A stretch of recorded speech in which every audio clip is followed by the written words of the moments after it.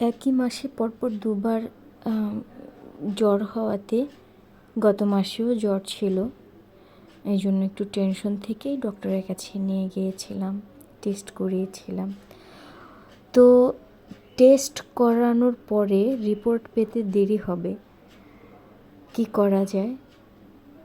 তখন পৃথ্বী বলল বেঙ্গল বুক নামে একটা লাইব্রেরি আছে, সেখানে যাবে। আমি এতদিন ঢাকা শহরে থাকি, আমার জানা ছিল না। বুড়িকে নিয়ে গেলাম, আমরা খুব এনজয় করলাম। অল্প সময় হাতে পেয়েছিলাম, কিন্তু এই সময়টুকুর ভেতরে আমার বুড়ি, পৃথ্বী, বুড়ির মামুনি, খুব মজা করেছি আমরা।